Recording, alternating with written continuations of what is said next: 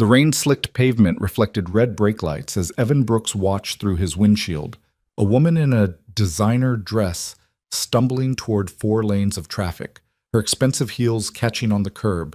He had 3 seconds to decide: keep driving home to his sleeping son, or save the life of the woman who'd publicly destroyed him just hours earlier. That split-second choice would unravel everything both of them thought they knew about power, kindness, and what it means to truly see another person. Before we dive into this story, I want you to follow along to the very end, because what starts as a simple act of decency becomes something neither of them could have predicted. If you're watching from anywhere in the world, drop your city in the comments below and hit that like button so I can see just how far this story travels. Now, let's begin. The fluorescent lights of Dixon Manufacturing's main floor cast harsh shadows across rows of machinery that had run 3 shifts a day for the past 40 years. Evan Brooks moved between them with the kind of invisible efficiency that came from 5 years of being overlooked. At 32, he'd perfected the art of being essential without being seen, the maintenance worker who kept million-dollar equipment running while executives 3 floors above took credit for productivity they couldn't begin to understand. "Dad, when are we going home?" The small voice came from the corner office Evan had converted into a makeshift homework station. 7-year-old Marcus sat surrounded by math worksheets, his legs swinging from a chair too big for his frame. "Soon, buddy. Just gotta finish checking the hydraulics on line 6. Evan wiped grease from his hands onto his already stained coveralls. "How's that multiplication coming?" "I finished it already." Marcus held up the worksheet with obvious pride. "Miss Patterson says I'm doing 5th grade math now." Something warm expanded in Evan's chest, the kind of feeling that made the 16-hour days almost bearable. "That's my guy, smart like your mom." The moment the words left his mouth, he saw Marcus's expression shift, that particular blend of curiosity and sadness that always appeared when Sarah was mentioned. 3 years gone, and Evan still hadn't figured out how to talk about her without making his son's eyes dim. "Mr. Brooks," the floor supervisor's voice crackled through the radio clipped to Evan's belt. "Executive team needs you in the main conference room, now." Evan checked his watch. 7:15 at night. The executive floor should have been empty hours ago. "Copy that. Marcus, stay right here, okay? I'll be back in 10 minutes. The elevator ride to the top floor felt longer than usual. Evan caught his reflection in the polished steel doors, coveralls spotted with hydraulic fluid, work boots that had seen better years, hair that needed cutting. He looked exactly like what he was, a man who fixed things for people who never learned his name. The conference room occupied the entire north corner of the building, floor-to-ceiling windows offering a view of the city Evan rarely had time to notice. 6 executives sat around the massive table, their expensive suits and carefully styled appearances making Evan acutely aware of the grease under his fingernails. At the head of the table sat Lydia Monroe. Everyone at Dixon knew about Lydia Monroe. 38 years old, CEO for the past 2 years, credited with saving the company from bankruptcy through what the business magazines called aggressive restructuring and what the workers called ruthless cuts. She ran the company the way a surgeon wielded a scalpel, with precision, without sentiment, and with absolute confidence in her own judgment. "Mr. Brooks," her voice was crisp, each word articulated with the kind of clarity that came from expensive private schools and Ivy League debate teams. "We've been reviewing maintenance costs. Your department represents a significant overhead expense." Evan stood with his hands clasped in front of him, the posture of a man who'd learned early that speaking too soon was a mistake. "Yes, ma'am. I notice you're frequently here after standard business hours. Overtime costs are particularly problematic." Lydia's fingers moved across her tablet, pulling up numbers Evan recognized from his own timesheets. "Last month alone, you billed 43 hours of overtime. Care to explain why routine maintenance requires such excessive hours?" The implication settled in the room like cold water. Evan felt the eyes of every executive on him, waiting for an explanation that would sound like an excuse no matter how he phrased it. "The equipment on this floor runs 24/7, Evan said carefully. "Maintenance during operating hours means stopping production, which costs more than my overtime. I work late to minimize downtime." "I see." Lydia's expression didn't change. And the child I'm told accompanies you during these late hours? That seems highly irregular. Unprofessional, even. Heat crept up Evan's neck, but he kept his voice level. My son does his homework in the spare office. He doesn't interfere with operations, and I can't afford childcare that covers second shift hours. Can't afford. Lydia repeated the words as if testing their weight. Mr. Brooks, your personal financial constraints are not the company's concern. What concerns me is efficiency, professionalism, and cost control. Bringing your child to a manufacturing facility creates liability issues. It suggests poor judgment. Evan felt something crack inside his chest, the place where he'd been storing 3 years of exhaustion, grief, and the constant calculation of whether he could stretch another week's groceries to cover an extra day. With respect, Miss Monroe, my judgment keeps this facility running. Last month, I identified a bearing failure in the main assembly line 3 days before it would have caused a catastrophic shutdown. That save alone paid for a year of my overtime. The conference room went silent. Several executives shifted uncomfortably. Nobody spoke to Lydia Monroe like that. Nobody challenged her assessments or dared to suggest she might be missing crucial information. Lydia's eyes narrowed, her jaw tightening almost imperceptibly. Your technical competence is not in question, Mr. Brooks. Your professionalism is. Going forward, overtime requires pre-approval, and children are not permitted in the facility outside of official family events. Are we clear? Crystal clear. Evan's voice came out flat, stripped of everything except the bare minimum of courtesy. Then we're done here. Lydia returned her attention to her tablet, dismissing him as thoroughly as if he'd vanished from the room. Evan rode the elevator back down with his hands clenched into fists, anger and humiliation burning through his veins in equal measure. She had no idea, no concept of what it took to show up day after day, to maintain equipment while raising a child alone, to choose between groceries and car repairs, to explain to a 7-year-old why they couldn't afford the school trip his classmates took for granted. Marcus looked up when Evan returned, his expression immediately concerned in that way children have of reading their parents' emotions before words are necessary. Everything okay, Dad? Evan forced his features into something resembling calm. Yeah, buddy. Everything's fine. Let's pack up and head home. They drove through streets slick with evening rain, Marcus chattering about his day at school while Evan navigated on autopilot. His mind kept circling back to Lydia Monroe's words, the casual dismissal, the suggestion that his dedication was somehow a character flaw rather than the thing keeping his family afloat. After dropping Marcus at home with Mrs. Chen, the elderly neighbor who watched him for the few hours between Evan's jobs, Evan headed to his second shift at Morrison's Auto Repair. Jake Morrison had given him flexible hours and asked no questions when Evan needed to leave early for school events. The pay was modest, but it filled the gap between what Dixon paid and what life actually cost. Rough day? Jake looked up from the engine he was rebuilding, reading Evan's expression with the ease of 15 years' friendship. CEO decided I'm unprofessional because I bring Marcus to work when I do overtime maintenance.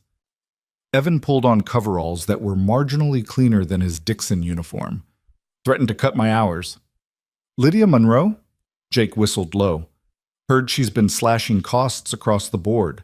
Word is she grew up with money, never had to worry about making rent. Probably can't imagine why you'd need 2 jobs. Yeah, well, what she can't imagine could fill a book. Evan grabbed his toolbox and headed toward the bay, where a sedan waited for a transmission rebuild. What have we got tonight? They worked in companionable silence, the familiar rhythm of disassembly and diagnosis providing a meditative counterpoint to Evan's churning thoughts. By the time midnight rolled around, he'd successfully avoided thinking about Lydia Monroe for nearly 3 hours. Head home, Jake said, wiping his hands on a rag. You look dead on your feet. Evan didn't argue. The exhaustion had settled into his bones, the kind of tired that sleep never quite touched. He climbed into his truck, a 15-year-old Ford that ran more on stubbornness than actual mechanical integrity, and started the drive back through empty streets. The rain had intensified, turning the world into sheets of water that the wipers could barely manage. Evan drove carefully, fighting the temptation to just be home, to collapse into bed and steal 5 hours of sleep before the alarm announced another day. That's when he saw her. The intersection was deserted, traffic lights cycling through their colors for an audience of no one. On the corner, barely visible through the downpour, a figure stumbled against a car, a sleek black Mercedes that probably cost more than Evan made in 2 years. Even through the rain, even in the dark, he recognized the designer dress, the expensive heels, the particular way she moved. Lydia Monroe. She was drunk, catastrophically drunk. The kind of drunk that made walking a theoretical concept rather than a practical skill. As Evan watched, she pushed away from the Mercedes, took 3 unsteady steps, and headed directly toward the intersection, toward 4 lanes of traffic, toward a delivery truck that was barreling through the green light, its driver probably as tired as Evan, definitely not expecting a pedestrian to materialize in the middle of the street. Evan didn't think. Thinking was for moments that allowed calculation, for decisions that could be weighed and measured. This was pure instinct, the same impulse that had made him pull Marcus from a swing set when another child's trajectory turned dangerous, the reflex that saved fingers from closing machinery. He slammed the truck into park, threw open the door, and ran. The rain hit like needles, cold and sharp. The pavement was slick under his boots. The truck's horn blared, a sound that seemed to come from everywhere and nowhere, and Lydia was still walking, oblivious, her expensive heels catching on wet asphalt. Evan reached her with maybe 3 seconds to spare. His hand closed around her arm, and he pulled, hard enough to move her, not hard enough to hurt. She stumbled backward into him, and they both went down in a tangle of limbs on the sidewalk as the delivery truck roared past, close enough that Evan felt the displacement of air against his face. For a moment, there was only the sound of the rain and Evan's heart hammering against his ribs. What? Lydia's voice was slurred, confused. She tried to push herself up, but her coordination was shot. Get off me! You walked into traffic. Evan sat up, his jeans soaked through, rain streaming down his face. That truck would have killed you. She blinked at him, her eyes struggling to focus. Even drunk, even disheveled, she carried that aura of command, that assumption of authority. I'm fine. I was just... You're not fine. Evan got to his feet, then offered his hand. After a moment's hesitation, she took it, letting him pull her upright. You're drunk, and you were about to step into traffic. Where are your keys? I don't... Not... She swayed, and Evan steadied her automatically. Why do you care? You don't even know me. The bitter laugh escaped before Evan could stop it. Actually, Ms. Monroe, we met earlier tonight. You called me unprofessional and threatened my job. I'm Evan Brooks, the maintenance guy with the son and the questionable judgment. Recognition flickered across her face, there and gone. Brooks. Right. You're the hydraulics, the one who... She stopped, her expression crumbling in a way that looked painful. God, I'm sorry. I don't... This isn't... Where do you live? Evan asked, because standing in the rain arguing seemed counterproductive, and because despite everything, he couldn't walk away from another human being in this condition. She gave him an address that Evan recognized as belonging to the expensive high-rise district downtown. I can drive. I'm fine to... No. Evan steered her toward his truck, one hand on her elbow to keep her upright. You're not driving anywhere. I'll take you home. I don't need charity from... The protest died as she stumbled again, her heel catching in a crack in the sidewalk. Evan caught her before she fell. It's not charity. It's basic human decency. Now get in the truck before we both catch pneumonia. She didn't argue further, letting him help her into the passenger seat. Evan climbed behind the wheel, turned the heat up as high as it would go, and pulled back into traffic. The silence stretched between them, broken only by the rhythmic thump of the wipers. Lydia sat with her head against the window, her eyes closed, looking nothing like the ice-cold executive who'd humiliated him hours earlier. She looked small, tired, lost. Why did you stop? Her voice was quiet, almost swallowed by the sound of rain on the roof. Earlier tonight, I treated you. I said things that were... Why would you help me? Evan kept his eyes on the road, navigating through streets that gleamed like rivers. Because you're a human being who needed help. That's it. That's the whole reason. Nobody does things for no reason. There was something broken in her voice, something that suggested she'd learned this lesson hard and early. What do you want? A better position? Money? Should I be worried you're going to, I want to get you home safe and go back to my own life. Evan's hands tightened on the wheel. I have a son sleeping at home who needs me to pick him up in 6 hours and get him to school. I don't have time for complicated motives. I saw someone about to get hurt, and I stopped it. That's the story. She went quiet again, and Evan thought maybe she'd passed out. But when he glanced over, her eyes were open, staring at nothing. My father died in a car accident. The words came out flat, matter of fact. Drunk driver. I was 12. I swore I'd never, and here I am, stumbling drunk in the rain, about to... Her breath hitched. About to do exactly what killed him. Evan didn't know what to say to that. Didn't know how to respond to the raw edge of pain in her voice. So he just drove, letting the silence hold space for things too large for words. The high-rise was exactly what Evan expected. Gleaming glass and steel, a doorman in an immaculate uniform, the kind of lobby that probably cost more than his annual salary. The doorman's eyes widened when he saw Lydia, and wider still when he registered her condition. Ms. Monroe, are you... She's fine. Evan kept his hand under her elbow, supporting most of her weight. Which floor? Penthouse, the doorman said, already moving toward the elevator. I can take her from here if... I've got her.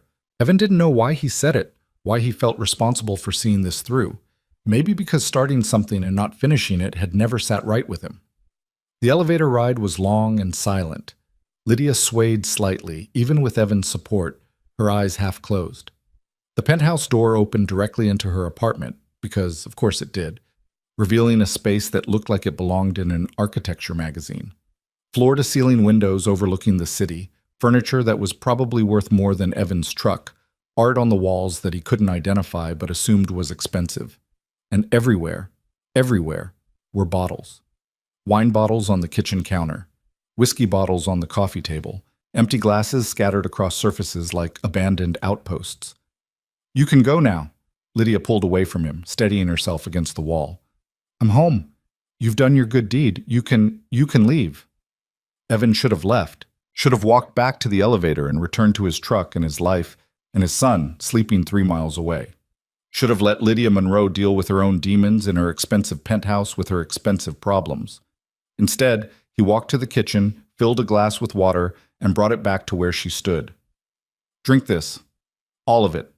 And I'll put my number on your counter. If you need anything, a ride tomorrow, whatever, call me. She took the glass with shaking hands, her carefully constructed armor finally cracking. Why? After what I said to you, after why would you? Because someone was kind to me once, when I needed it most. Evan's mind flashed to Jake, showing up after Sarah's funeral with groceries and refusing to leave until Evan ate something. Because that's what people do. They help each other. Even when it's hard, even when it costs them something. Tears spilled down Lydia's cheeks, tracking through expensive makeup, and she didn't try to hide them. I don't deserve... It's not about deserving. Evan found a pen and paper, scrawled his number in handwriting that looked clumsy next to her elegant furnishings. It's about being human. Now drink that water, take some aspirin, and try to get some sleep. He left her standing there in her perfect apartment, surrounded by evidence of a pain he could only imagine. The doorman called him a cab, refusing to let him walk in the rain, and Evan rode home through empty streets with questions circling through his mind like vultures. Marcus was still asleep when Evan checked on him, his small body curled around a stuffed elephant that had belonged to Sarah. Evan stood in the doorway, watching the gentle rise and fall of his son's chest, and felt the weight of the night settle onto his shoulders. He'd saved Lydia Monroe's life tonight, the woman who'd humiliated him, who'd threatened his livelihood, who represented everything about the corporate world that ground people like him into dust. And he'd do it again, because that's who he was. That's who Sarah had loved. That's what he was teaching Marcus every single day. That decency mattered, that kindness counted, that being invisible didn't mean being insignificant. Evan pulled Marcus's blanket up around his shoulders and headed for his own room. 4 hours until the alarm. 4 hours to sleep before the next shift, the next crisis, the next impossible choice between paying bills and buying groceries. But tonight, standing in the rain with a stranger's life in his hands, Evan had remembered something he'd almost forgotten: that who you are when no one's watching defines everything about who you really are. And tomorrow, when Lydia Monroe woke up in her penthouse with a crushing hangover and a memory of a maintenance worker who'd saved her life, Evan would be back at Dixon Manufacturing, checking hydraulics and keeping the machines running. Because that's what he did. That's who he was. The man who showed up. The man who helped.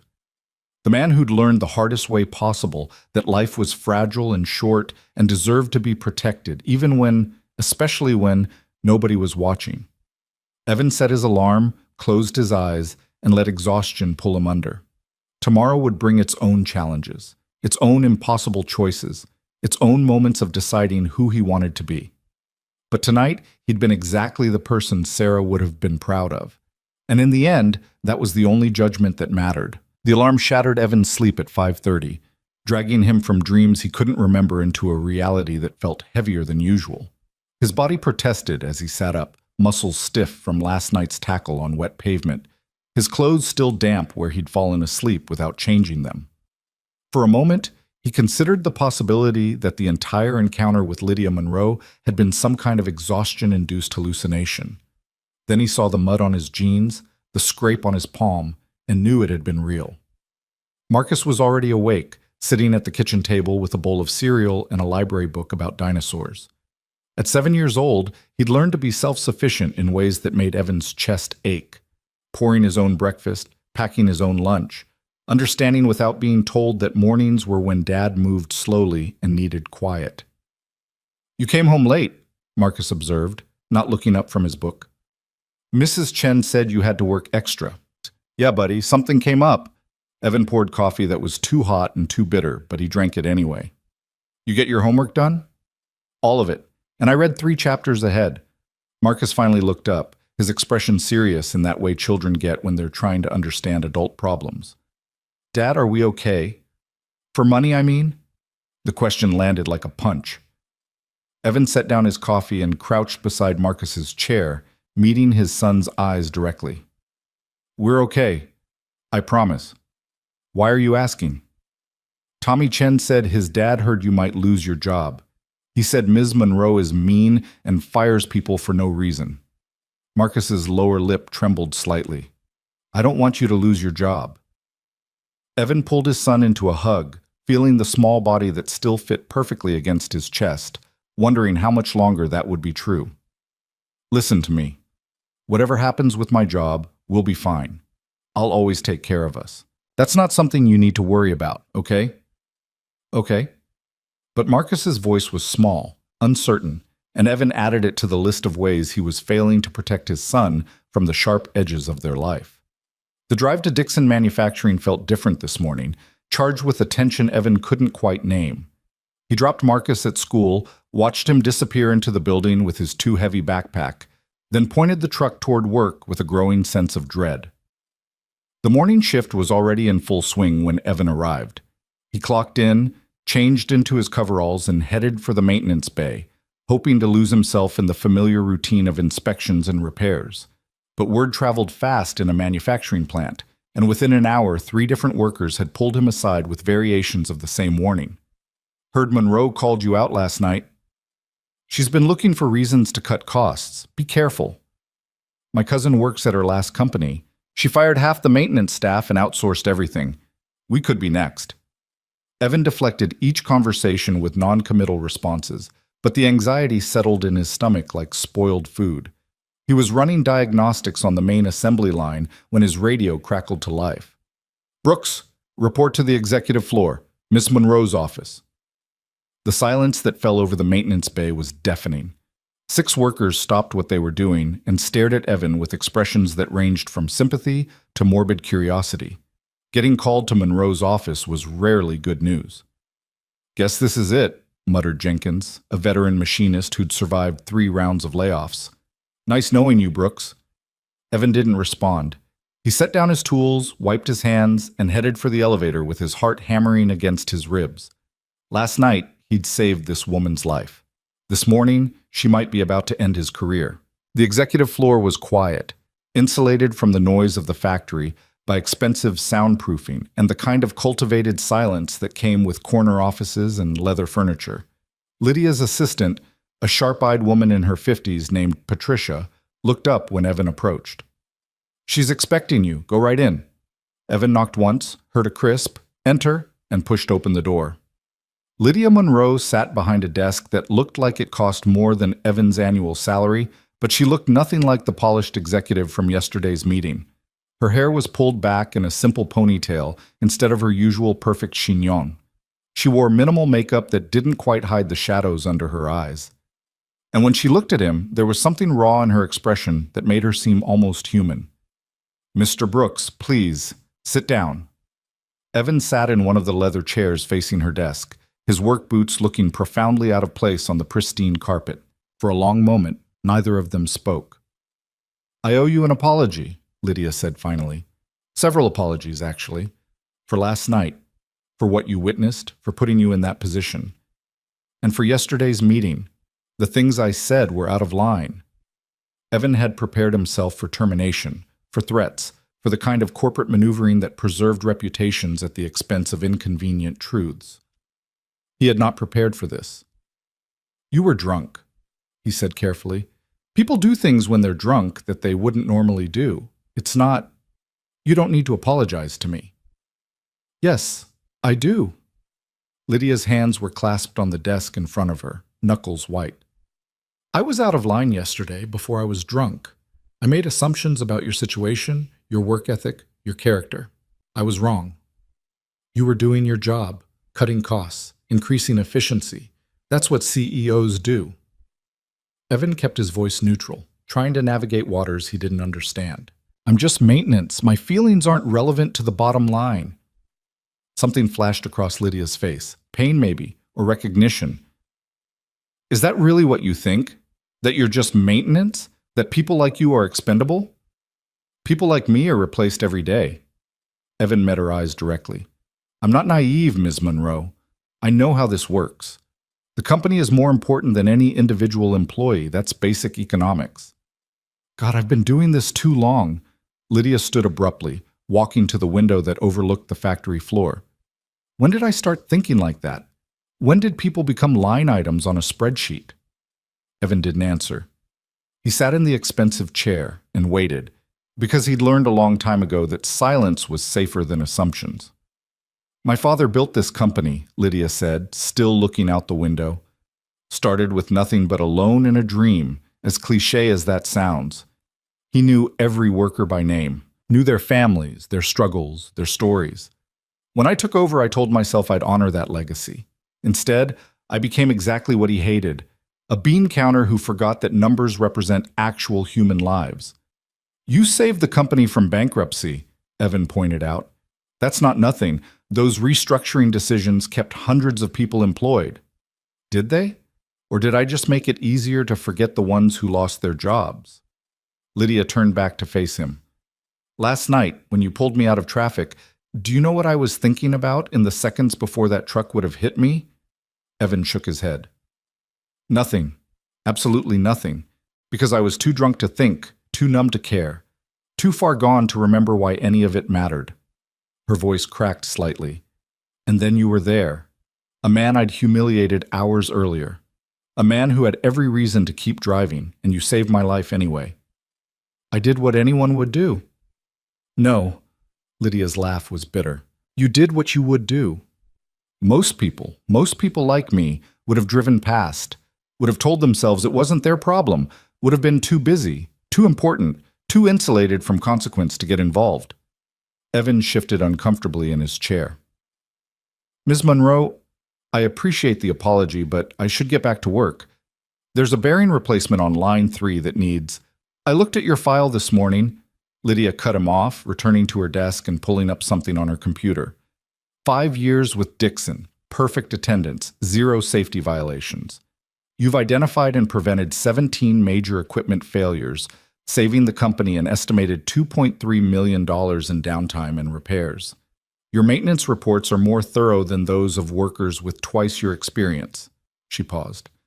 "And you're paid $42,000 a year, less than half what the position should command. The number hung in the air between them, stark and uncomfortable. I make enough, Evan said quietly. It's a fair wage for the work. It's exploitation. Lydia's voice had gone hard. You're doing the work of 3 people, bringing expertise that keeps this entire facility running, and we're paying you like you're disposable. Because you are, aren't you? Single father, no college degree, working 2 jobs just to make ends meet. What are you going to do? Quit? We both know you can't afford to. Anger flared in Evan's chest, hot and sudden. If you're trying to make a point, Ms. Monroe, you've made it. Can I go now? I'm trying to understand. Lydia leaned forward, her eyes intense. Help me understand how you do it. How you show up every day, work yourself to exhaustion, raise a child alone, and still have enough humanity left to save a stranger's life. Because I look at my own life, all the advantages I've had, all the resources at my disposal, and I can barely get through a day without drinking myself unconscious. The raw honesty of the statement caught Evan off guard. He saw, perhaps for the first time, that the armor Lydia wore wasn't strength.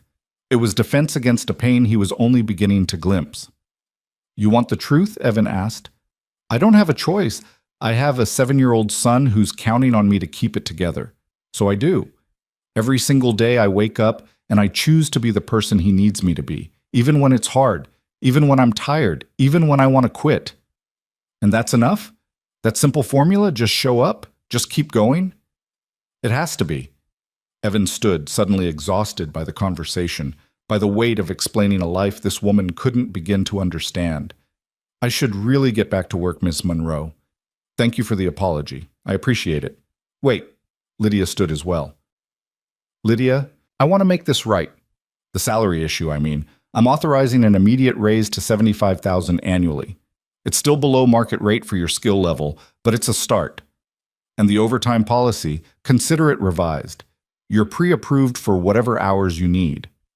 Evan stared at her, trying to process what he was hearing. $75,000. That was enough to stop working at Morrison's. That was enough to hire proper childcare, to fix his truck, to stop calculating whether they could afford Marcus's field trips. I don't understand, he said finally. Why? Because it's right. Because I'm tired of being the person who only sees numbers instead of people. Lydia's voice was steady now, determined. And because last night you reminded me that decency still exists in the world. I want to be worthy of that reminder.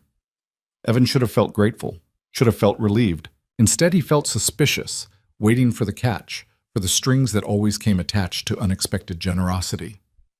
What do you want in return? Lydia's expression softened. I want you to keep being exactly who you are. I want you to keep showing up and doing the right thing, even when it costs you something. And I want... She hesitated, vulnerability flickering across her features.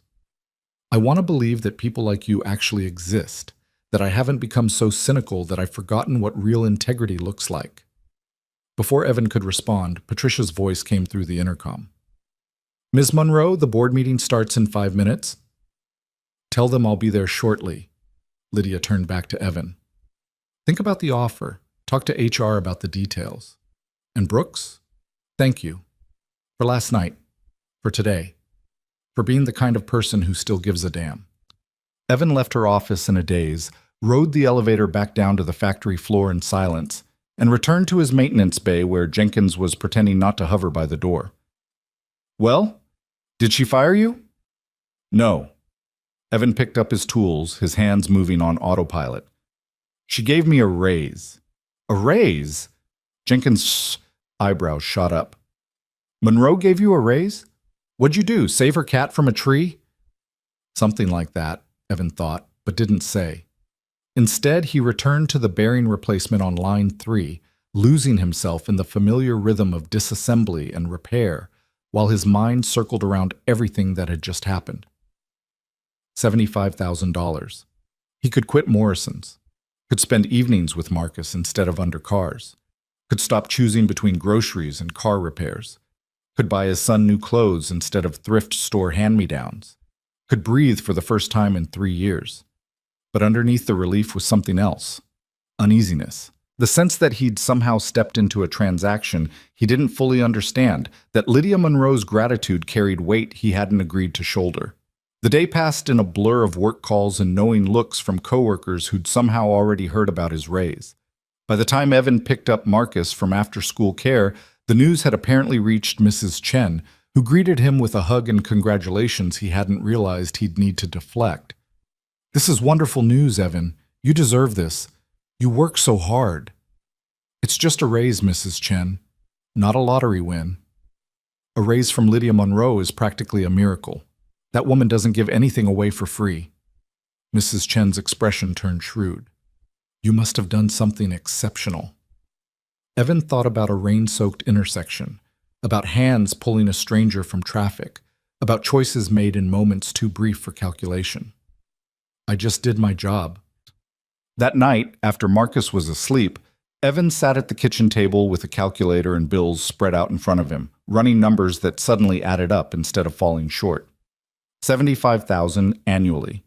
After taxes, after insurance, it meant, he did the math 3 times to be sure, an extra $2,000 a month. $2,000. The number was staggering. Obscene almost, in how thoroughly it changed everything. His phone rang, an unknown number flashing on the screen. Evan considered not answering, then remembered the number he'd left on Lydia's counter. "Hello?" "Mr. Brooks, it's Lydia Monroe. I hope I'm not calling too late." Evan checked the clock. 9:30. "No, it's fine. Is everything okay?" A pause. "I'm not sure. I called to thank you again. Properly this time. Without the performance of it being in my office, with Patricia listening through the intercom. You already thanked me, and you gave me a substantial raise. I think we're even." "We're not even. We'll never be even." Her voice was quiet, stripped of the corporate polish. "You saved my life, Evan. Not just last night, today too. That conversation we had. It's the first honest conversation I've had in years. The first time someone looked at me and saw a person instead of a position." Evan didn't know what to say to that. He settled for honesty. "You're still my boss, Ms. Monroe. This feels complicated." "It is complicated, and please call me Lydia, at least when we're not in the office." A sound in the background, ice clinking in a glass. "I'm trying to do better, trying to be better, but I don't actually know how. I've spent so long building walls that I forgot there are supposed to be doors." "Are you drinking right now?" The question came out sharper than Evan intended. Silence. Then, "Water. Just water. I poured out everything else this morning. The whole collection, down the drain. 15 years of expensive bottles, gone." That's good. That's a good start." Evan felt out of his depth, trying to navigate a conversation he'd never expected to have. "But you should probably talk to someone. A professional. Quitting cold turkey after however long you've been drinking that heavily, it's not safe. I have an appointment with a therapist tomorrow and a doctor on Friday." Lydia's laugh was self-deprecating. "Turns out almost dying makes you reassess your life choices. Who knew?" "Listen, Lydia, I'm glad you're getting help. I am, but I'm not sure why you're calling me. We don't know each other." "I know." Another pause. "I don't have anyone else to call. Isn't that pathetic? I'm 38 years old, I run a multi-million-dollar company, and the only person who's shown me genuine kindness in the past year is a man I almost fired." Her breath hitched. "I'm sorry. I shouldn't have called. This was inappropriate." "Wait." Evan surprised himself. "Don't hang up. I didn't mean, look, you caught me off guard, but if you need someone to talk to, I'm here. Just talk to me like a person, okay? Not like your employee." "Okay," he heard her exhale. "As a person, then." "I'm scared, Evan. I'm scared that I've wasted my entire life chasing things that don't matter. I'm scared that I've become someone my father would be ashamed of. And I'm scared that even if I try to change, it's too late, that I've burned too many bridges, hurt too many people, built too many walls." Evan thought about Sarah, about the last conversation they'd had before the aneurysm that killed her, about how she'd made him promise to stay soft, to not let grief turn him bitter, to remember that being kind was harder than being cruel, but infinitely more important. "It's not too late," he said quietly. "It's never too late to decide to be different, to do better. You just have to wake up every day and choose it, even when it's hard, especially when it's hard." Is that what you do? Every day? Every single day since my wife died. The words came out before Evan could censor them. I wake up, and I choose to be the person she believed I was. The person my son needs. Some days I fail. Some days I barely make it through. But I keep choosing. That's all any of us can do. Your wife died. It wasn't a question. I'm sorry. I didn't know. 3 years ago. Aneurysm. She was healthy one day, gone the next. Evan found himself talking, words spilling out into the late-night quiet. For a while I thought I'd die too. Not from anything physical, just from the weight of trying to keep going without her. But I had Marcus, and he needed me to be okay. So I learned how to fake it until it became real. Does it become real? Sometimes. Other times I'm still faking it. But Marcus doesn't know the difference, and that's what matters. They talked for another hour, the conversation meandering through topics both heavy and mundane. Lydia told him about her father's death, about building a career as armor against grief, about the slow realization that success hadn't filled any of the empty spaces. Evan found himself sharing things he hadn't talked about in years. Sarah's laugh, Marcus's latest obsession with dinosaurs, the quiet terror of single parenthood. When they finally hung up, Evan sat in the kitchen darkness and wondered what exactly had just happened. This morning, Lydia Monroe had been his boss. Tonight, she'd been something else, something almost like a friend. His phone buzzed with a text. Unknown number, but he knew who it was. "Thank you for talking, for listening, for not making me feel pathetic. Sleep well, Evan." He stared at the message for a long moment, then typed back, "You're not pathetic. You're human. That's actually progress. Good night, Lydia." Evan climbed into bed and lay staring at the ceiling, knowing sleep wouldn't come easily. Somewhere across the city, in a penthouse apartment he'd seen only once, Lydia Monroe was probably doing the same thing. Two people, separated by every conceivable measure of wealth and status, connected by a moment of crisis, and a conversation neither of them had planned. Evan closed his eyes and tried not to think about what came next, tried not to wonder whether kindness was enough to bridge the gap between their worlds, tried not to notice the dangerous warmth spreading through his chest when he thought about her voice on the phone, stripped of pretense, vulnerable and real. Tomorrow would bring its own complications. But tonight, in the darkness, Evan let himself believe that maybe, just maybe, some good could come from the wreckage of a rain-soaked night when nobody else was watching. The shift in their dynamic happened so gradually that Evan didn't notice it until the changes had already woven themselves into the fabric of his daily routine. 3 days after that late-night phone call, Lydia appeared on the factory floor during the lunch break, wearing slacks and a simple blouse instead of her usual power suits, asking questions about the equipment that actually seemed to come from genuine curiosity rather than executive oversight. "What does this do?" She pointed to a hydraulic press that Evan was in the middle of servicing. "It shapes the metal casings for the engine components." Evan didn't look up from his work, trying to ignore the dozen workers who'd stopped eating to watch their CEO crouch beside a maintenance worker like it was the most natural thing in the world. "Applies about 40 tons of pressure in a controlled sequence. And if it fails? Then we lose production capacity, delivery schedules get disrupted, clients get angry, and the company loses money." Evan tightened a fitting, testing the pressure. "Which is why I check it every week instead of waiting for something to break." "How did you learn to do this? The maintenance work, I mean. Did you study engineering?" The question was innocent enough, but Evan felt the weight of all the assumptions it carried. "No formal training. I learned on the job, started as a floor worker, paid attention, asked questions. Turned out I was good at understanding how things fit together." Lydia was quiet for a moment, watching him work with an intensity that made Evan self-conscious. "I went to Harvard Business School. Spent 6 years getting degrees that taught me how to analyze markets and optimize efficiency. But nobody ever taught me how to actually build anything, how to fix what's broken, how to see the difference between a spreadsheet and the people those numbers represent." "You're learning now." Evan said, finally meeting her eyes. That counts for something.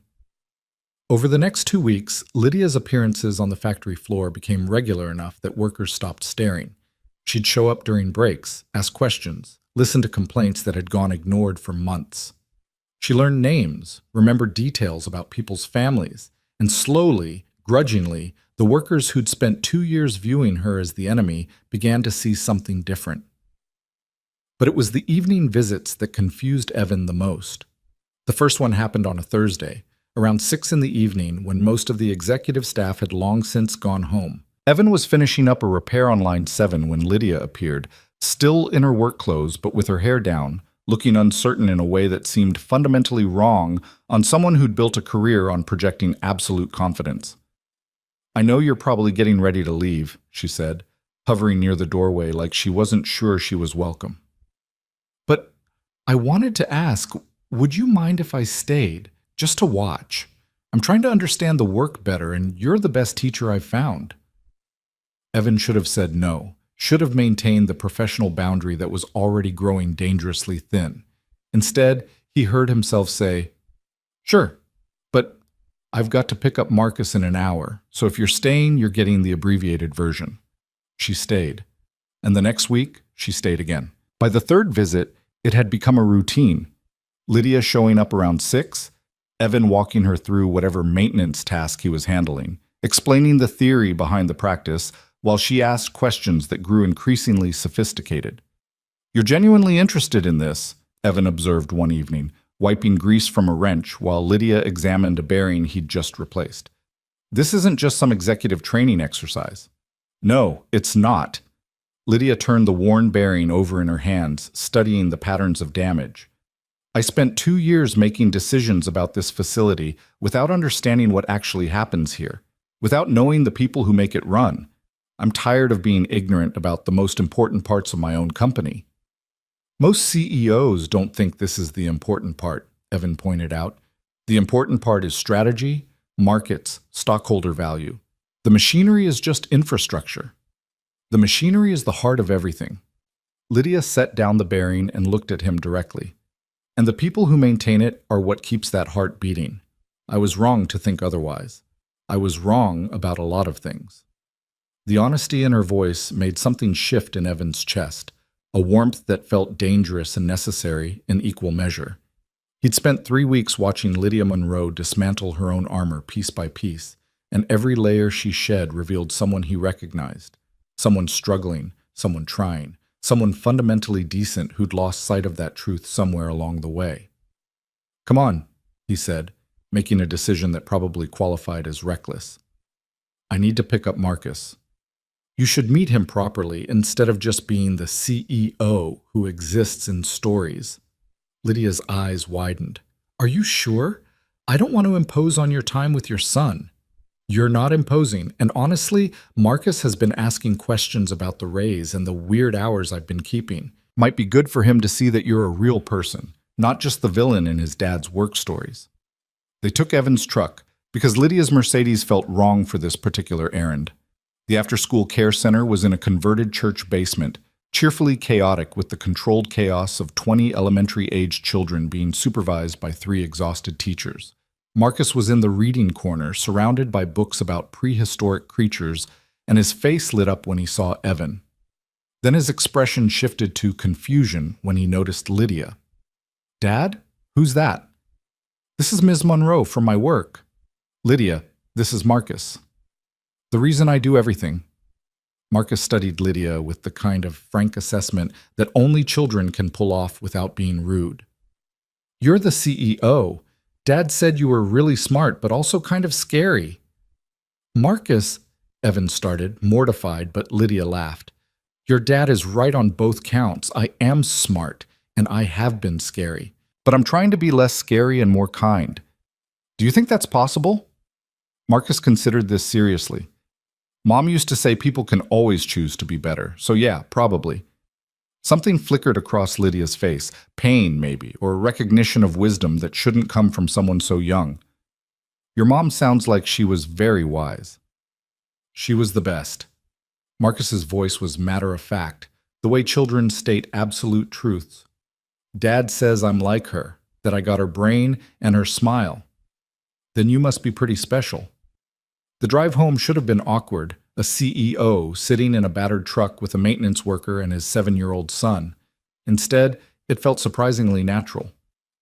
Marcus peppered Lydia with questions about running a company, and she answered with a patience that surprised Evan, explaining complex concepts in ways a child could understand without being condescending.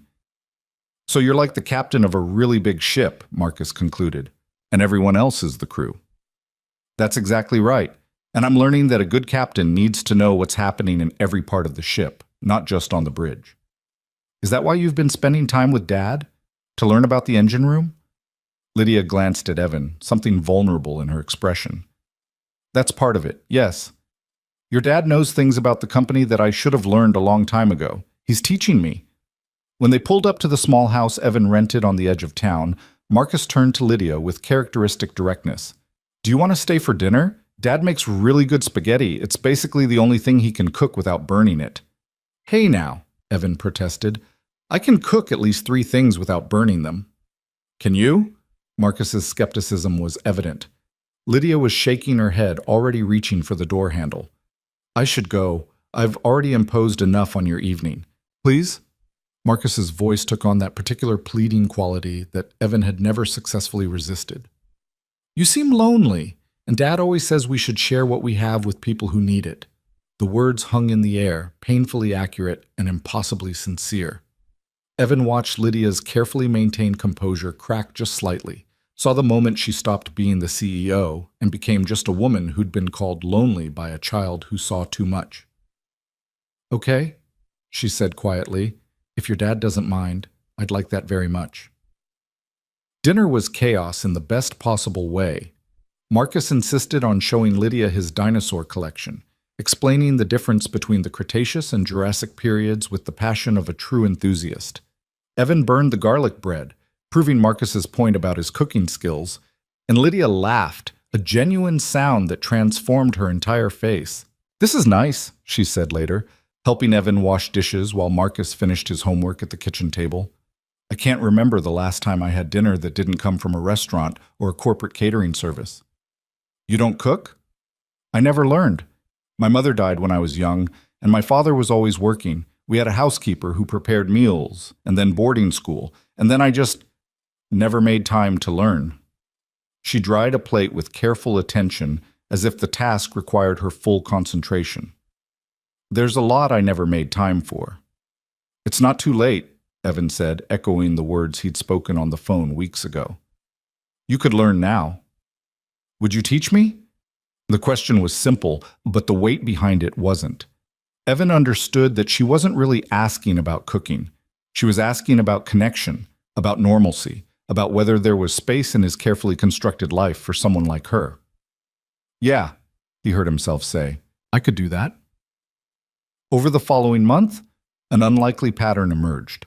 Lydia would appear at Evan's house twice a week, usually on evenings when her schedule was light, and they'd cook dinner together while Marcus did homework or played with his dinosaurs.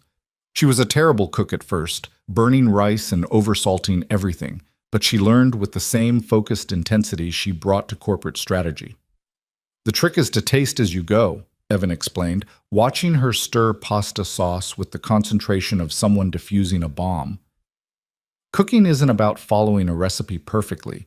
It's about adjusting, adapting, trusting your instincts. I'm not good at trusting my instincts. I usually rely on data and analysis. Yeah, well, data won't tell you if the sauce needs more basil. Evan moved beside her, close enough to guide her hand adding herbs. Sometimes you just have to feel it.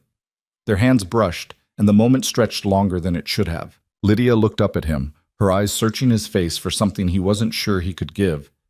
Evan, Dad, can Miss Monroe help me with my math? Marcus's voice broke the moment, and they stepped apart quickly, the spell broken. But the almost moment lingered, unspoken and impossible to ignore. It was Marcus, perceptive as always, who finally confronted what the adults were dancing around. One night, after Lydia had left, he looked up from his book and asked, Do you like her, Dad? Like the way you liked Mom? Evan's first instinct was to deflect, to protect both of them from a truth he hadn't fully acknowledged. But Sarah had made him promise to be honest with Marcus, to trust their son with hard truths rather than comfortable lies. "I don't know yet," he said carefully. "She's become a friend, a good friend, but she's also complicated. Her life is very different from ours. I'm not sure how that would work." Mom used to say love isn't about things being easy. It's about choosing someone even when it's hard.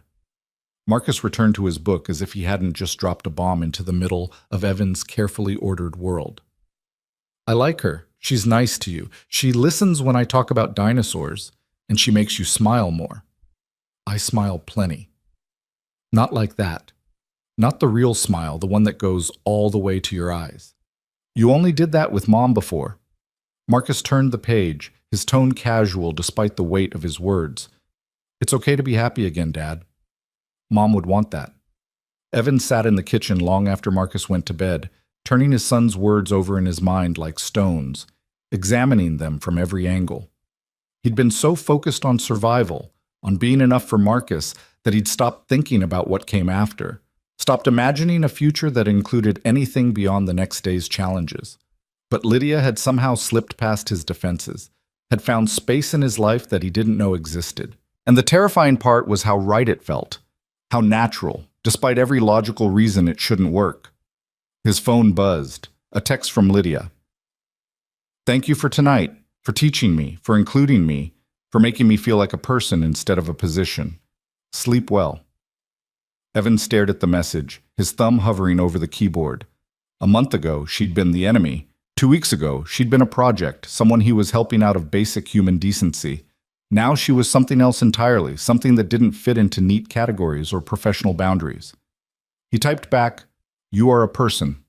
A good one. Don't let anyone tell you different. Good night, Lydia." 3 dots appeared, disappeared, appeared again. Then, "When you say things like that, I almost believe it might be true." "It is true. You're just out of practice seeing yourself clearly, but you're getting better at it."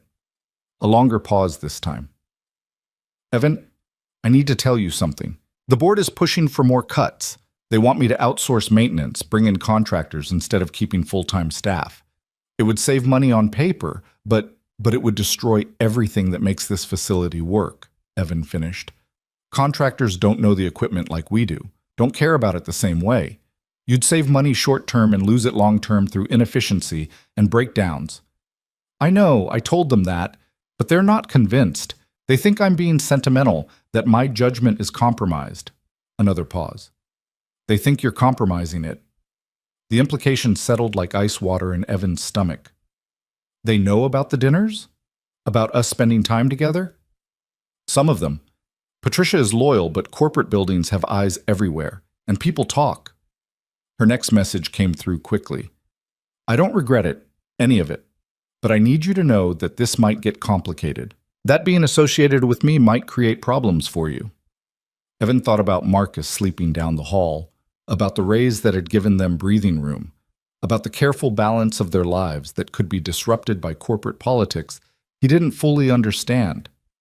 Then he thought about Lydia learning to cook, about the way she listened to Marcus's dinosaur facts with genuine interest, about the slow transformation he'd witnessed from ice-cold executive to someone capable of warmth and vulnerability. "Let them talk," he typed. "We're not doing anything wrong. And if they try to use you helping me or me teaching you as ammunition, that says more about them than us." "You're not worried?" "I'm terrified, but not of them. I'm terrified of this, whatever this is between us. Because it matters more than it should, and I have no idea how to navigate that without hurting you or Marcus or myself." The 3 dots appeared and disappeared several times. When her response finally came, it was just 3 words. "Me too, Evan." They didn't text again that night, but Evan lay awake imagining Lydia doing the same thing across town, both of them caught in the gravity of something neither had planned for. The confrontation came 2 days later during a board meeting Evan wasn't supposed to know about. But word traveled fast through the factory grapevine, and by the time Lydia emerged from the conference room, her expression set in lines of quiet fury, half the building knew that the maintenance outsourcing proposal had been tabled indefinitely. She found Evan in the maintenance bay, sent the other workers away with a look, and closed the door behind her. "I told them no." Told them that anyone who wanted to outsource maintenance could come down here and spend a week learning what it actually takes to keep this facility running. Told them that some things are worth more than their cost on a balance sheet. Her voice was steady, but her hands were shaking. They called me naive, said I'd lost perspective, said I was letting personal feelings cloud my business judgment. Are you? Evan asked quietly. Letting personal feelings cloud your judgment? Yes. Lydia met his eyes directly. Absolutely yes. And I'm not sorry. Because before I had personal feelings, I made decisions that hurt people, that destroyed families, that prioritized profit over human dignity. If being close to you has clouded my judgment, then I'm grateful for the cloud, because at least now I can see what I was missing. Evan crossed the distance between them, forgetting about propriety, about the glass walls that let the whole facility see into the maintenance bay. Lydia, I'm falling for you, Evan. The words came out rushed, terrified, inevitable. I know it's complicated. I know I'm your boss, and this violates about 17 company policies, and you have Marcus to think about, and a million reasons why this is a terrible idea. But I can't keep pretending that having dinner in your kitchen and teaching me to cook is just friendship. It's not. Not for me. The admission hung between them, stark and vulnerable. Evan saw everything in her expression: hope, fear, the desperate courage it took to speak truth that could be rejected. It's not just friendship for me either, he said, and watched relief flood across her face. But you're right about it being complicated. If we do this, if we try this, it has to be right. Marcus has to come first, always. And we have to be honest with each other, even when it's hard. Especially when it's hard, Lydia agreed. I'm not good at this, Evan, at being vulnerable, at letting people in. I'm going to mess up, probably a lot. So am I. I haven't dated anyone since Sarah died.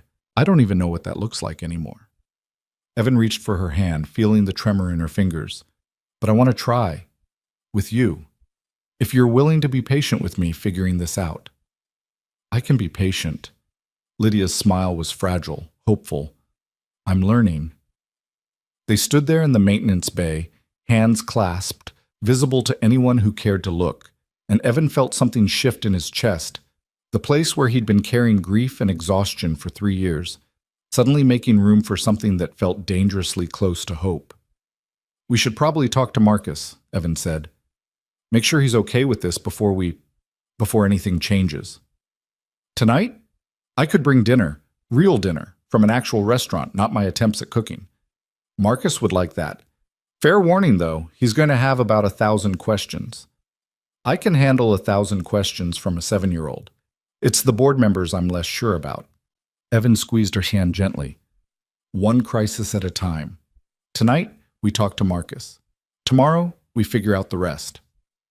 What neither of them could have known, standing there in the maintenance bay making plans for a dinner that would change everything, was that the board members Lydia had challenged weren't content to accept defeat, that Patricia, loyal as she was, wasn't the only person keeping tabs on Lydia's movements, that corporate politics played by rules neither Evan nor Lydia fully understood.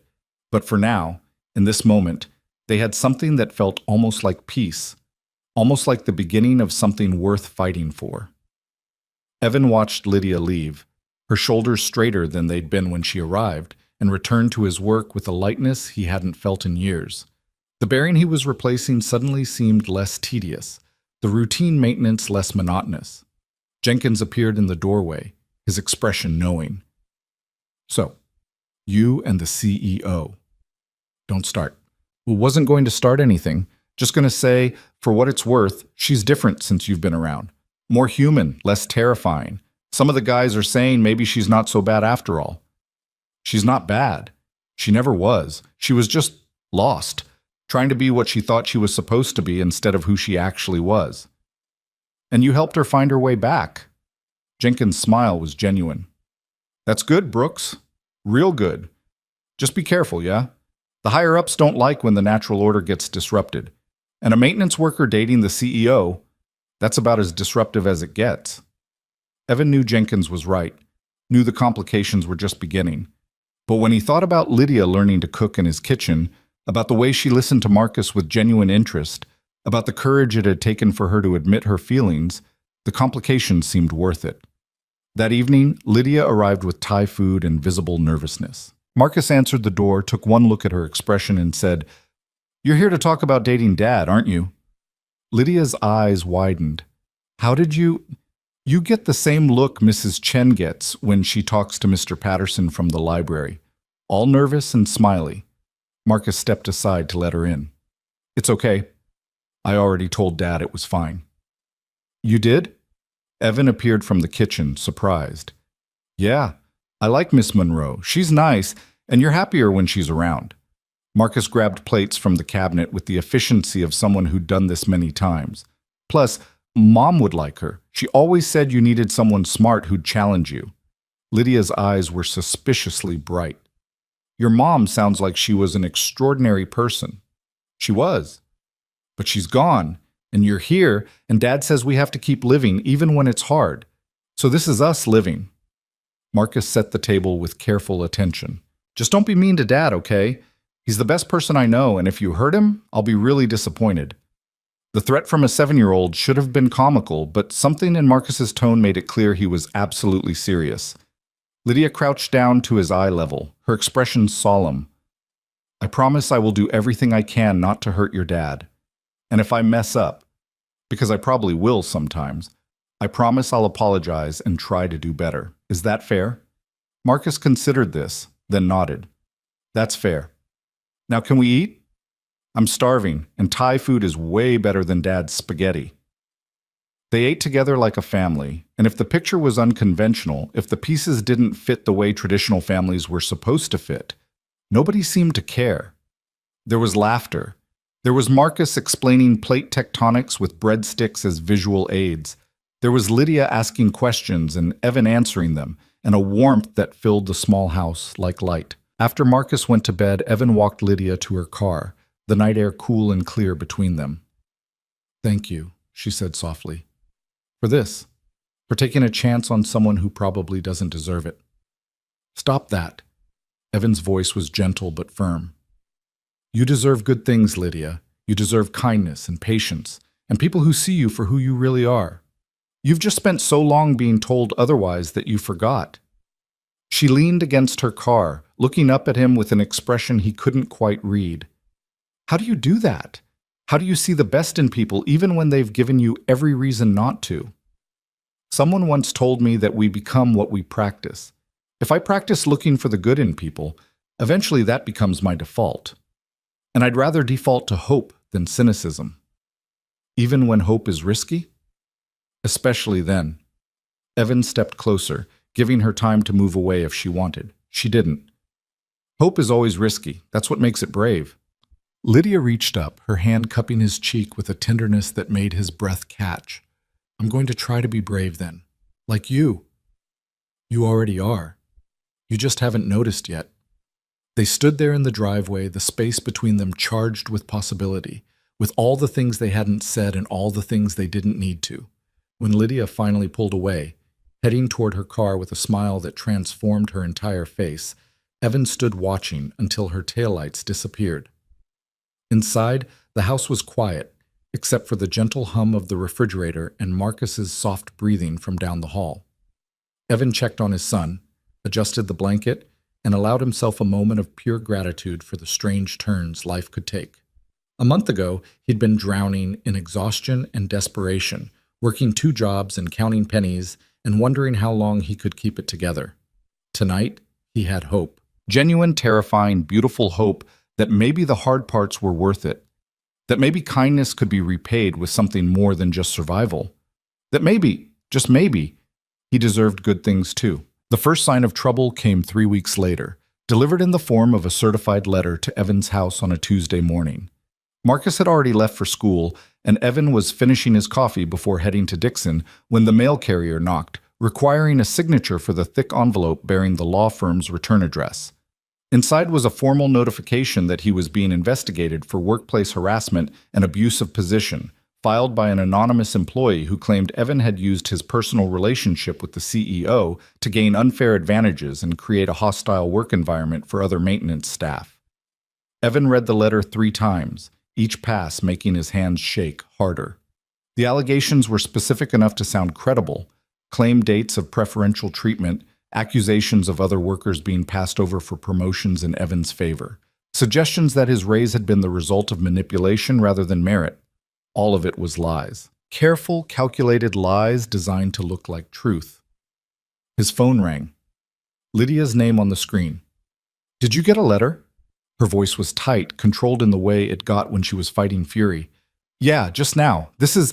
Lydia, I know you didn't. This is Richard Hastings. Has to be. He's been gunning for my position since I turned down the outsourcing proposal, and this is his play. Discredit me through you, so make it look like I'm compromised. Get the board to force me out." Evan sat down heavily at the kitchen table, the letter crumpling in his fist. "What do we do?" "We fight it. I've already called our legal team. They'll interview you, review the claims, prove this is baseless." A pause, and when Lydia spoke again, her voice was softer. "I'm sorry, Evan. I brought this into your life. I should have been more careful." "Don't." Evan's voice came out sharper than he intended. "Don't apologize for this. We didn't do anything wrong. We're two adults who chose to spend time together. That's not a crime." "No, but it's ammunition, and Hastings knows how to use ammunition." Lydia exhaled slowly. "The board is calling an emergency meeting this afternoon. They're going to ask me to put distance between us while the investigation proceeds, to prove my judgment isn't compromised." The implication settled like lead in Evan's stomach. "You mean they're going to ask you to stop seeing me?" "They can ask whatever they want. I'm not agreeing to anything that assumes we've done something wrong." But there was uncertainty in her voice, the first crack in her resolve. "But Evan, if this gets ugly, if they try to force you out or make your life hell, you have to tell me. Promise me you won't try to handle this alone." "I promise. But Lydia, you need to protect yourself too.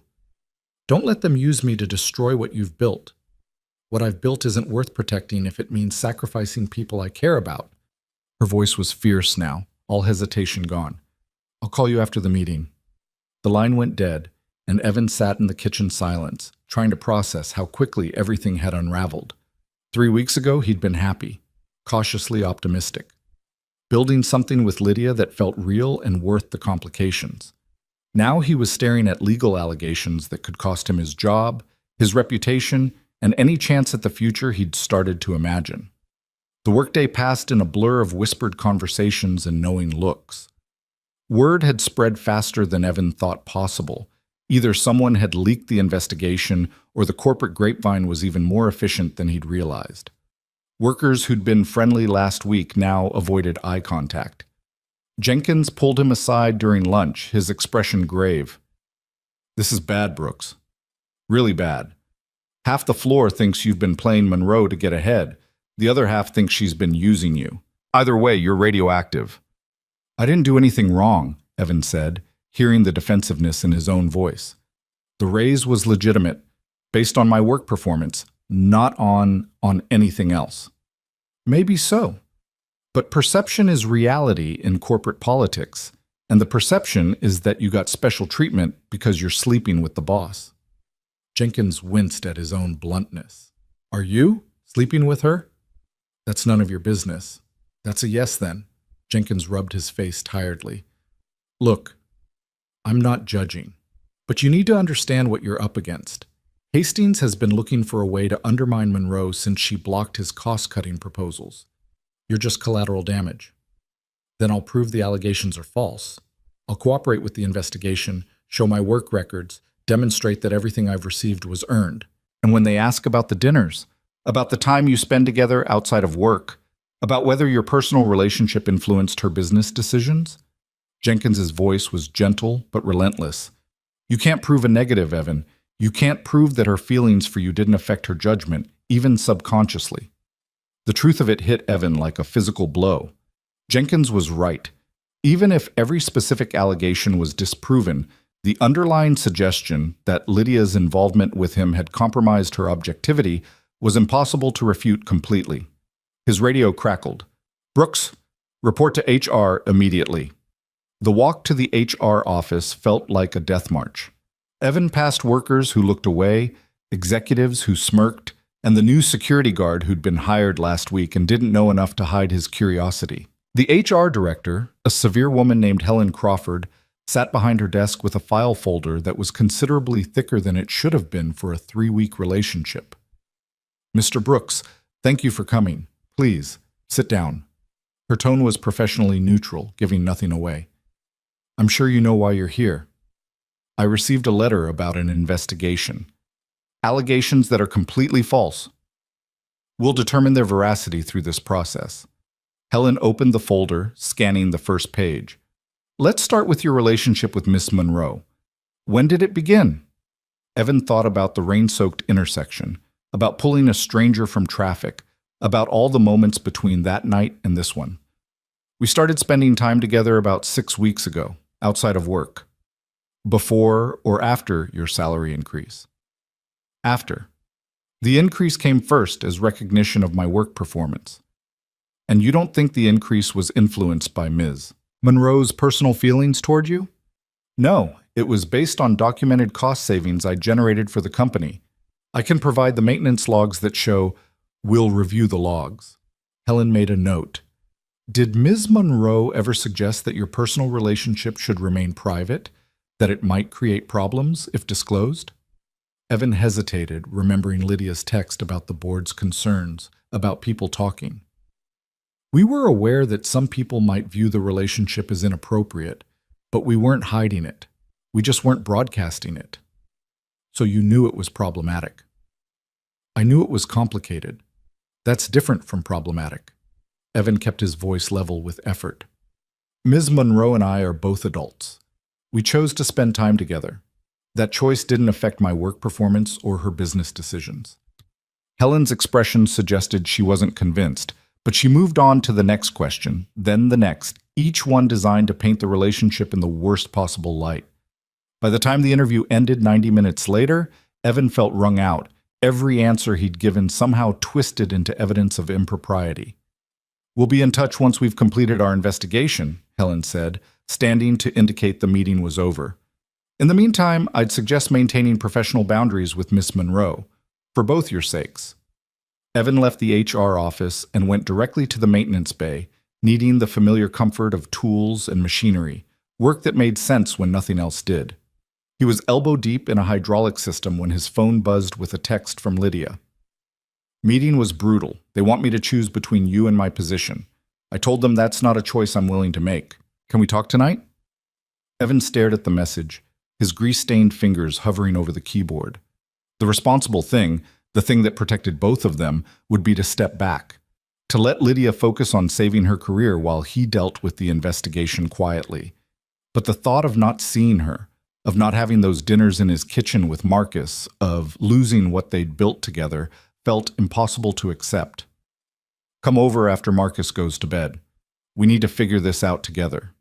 He finished the hydraulic repair on autopilot, his mind circling through scenarios, each one worse than the last. If he was fired, he'd lose the health insurance that covered Marcus's asthma medication. If Lydia was forced out, she'd lose the company her father had built. If they stayed together and fought, they'd both become targets for people who played corporate politics like warfare. There were no good options, only choices between different kinds of damage. Marcus knew something was wrong the moment Evan picked him up from school. At 7 years old, he'd developed an uncanny ability to read his father's moods, a skill born from 3 years of being each other's primary support system. "Bad day at work?" he asked, buckling himself into the truck. "Complicated day." Evan forced himself to smile. "How was school?" "Good. We learned about fossils. Did you know that most dinosaur bones we find are actually rocks? The original bone gets replaced by minerals over millions of years." Marcus launched into an explanation of the fossilization process, and Evan let the familiar enthusiasm wash over him, grateful for the distraction.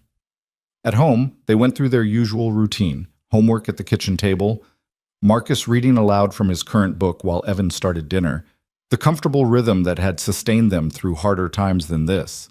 But when Lydia arrived at 9, after Marcus was asleep, the weight of their situation settled over them like fog. She looked exhausted, her hair escaping from its ponytail, her professional armor cracked in ways that made Evan's chest ache. He pulled her into a hug without words, feeling her body sag against his with relief. They gave me an ultimatum, she said into his shoulder. End the relationship or face a vote of no confidence from the board. Hastings has been building his coalition for weeks. He's got 4 of the 7 board members convinced that I've lost my objectivity. Evan guided her to the couch, keeping her hand in his. What did you tell them? That my personal life is not up for board approval. That every decision I've made has been in the company's best interest, regardless of my relationship with you. That if they want to remove me, they're welcome to try, but I'm not giving them the satisfaction of breaking under pressure. Lydia's laugh was bitter. Hastings practically smiled. He knows he's got me cornered. What if we stopped seeing each other? The words hurt to say, but Evan forced them out anyway. Just until the investigation is complete, until things calm down. Give them nothing to use against you. No. Lydia's voice was sharp, immediate. That's exactly what they want. It validates their claim that we did something wrong, that our relationship was inappropriate. And even if we stopped now, Hastings would find something else. This isn't really about you and me. It's about him wanting my job. Then what do we do? Lydia was quiet for a long moment, her fingers tracing patterns on Evan's palm. I've been thinking about that, about what kind of CEO I want to be, what kind of company I want to run. And I realized something. I don't want to run a company where being human is treated as a liability, where caring about people is seen as weakness, where the bottom line matters more than basic decency. Oh, Lydia, that's idealistic. Companies don't work that way. Maybe they should. She turned to face him fully. My father built Dixon Manufacturing on the principle that if you take care of your people, they'll take care of the business. Somewhere along the way, we lost that. I lost that. But I can find it again. I can build something different. Even if it costs you everything? What's the alternative? Give up you to keep a job that's been making me miserable? Sacrifice what we have to appease people who value power over principle? Lydia's eyes were bright, fierce. I spent 20 years building walls to protect myself from feeling anything. You helped me tear those walls down. I'm not rebuilding them just because it's convenient for Richard Hastings. Evan pulled her close, feeling the determination in every line of her body. This could get really ugly. They'll dig into everything, my background, your past, every decision you've made since we met. Let them dig. I've got nothing to hide, do you? Nothing except being desperately in love with my boss, which apparently is a corporate crime. The words slipped out before Evan could stop them, and he felt Lydia go very still. You love me? Her voice was small, uncertain in a way that broke his heart. Yeah, I do. Probably have for weeks. I just didn't want to admit it because it's complicated and terrifying and the worst possible timing. Evan cupped her face in his hands, making her look at him. But I'm done pretending I don't feel what I feel. I love you. And if that means fighting Hastings and the board and everyone who thinks we're wrong for each other, then that's what we'll do. Lydia kissed him, and it was different from the careful, tentative touches they'd shared before. This was urgent, desperate, full of all the things they'd been too scared to say. When they finally broke apart, both breathing hard, her eyes were wet. I love you too, she whispered. I didn't think I was capable of it anymore. Thought I'd burned out that part of myself. But you brought it back. You and Marcus both. They held each other in the quiet of Evan's small living room, and for a moment, the investigations and the board meetings and the corporate politics faded into background noise. What mattered was this: 2 people who'd found each other in the wreckage of their separate loneliness, choosing to build something together despite every obstacle. The next morning, Lydia called an emergency company-wide meeting. Evan stood in the back of the crowd on the factory floor, watching her address the assembled workers with the kind of courage he'd only seen glimpses of before. I know there have been rumors, she began, her voice carrying across the space. Allegations about impropriety, about my judgment being compromised. I want to address them directly, because you all deserve honesty from your leadership. The crowd went silent, hundreds of workers watching their CEO with expressions ranging from curiosity to hostility. 6 weeks ago, Evan Brooks saved my life. I was in a bad place, drunk, reckless, about to step into traffic. He pulled me back. A man I'd humiliated earlier that same day chose to help me anyway, expecting nothing in return. That act of kindness changed everything for me. Evan felt every eye in the building swivel toward him, heat crawling up his neck. Since then, Evan and I have become close. We spend time together outside of work. We care about each other, and yes, that relationship influenced my decisions. It made me remember that this company is built on people, not just processes. That maintaining equipment properly is worth the cost because the alternative is catastrophic failure. That treating workers with dignity isn't a luxury, it's a necessity. Lydia paused, meeting the eyes of workers scattered throughout the crowd. Some board members think my feelings for Evan make me weak, make me a bad CEO. They think I should choose between personal happiness and professional competence, as if the two are mutually exclusive. I'm here to tell you that they're wrong. The allegations against Evan are false. His raise was based on documented performance that saved this company millions.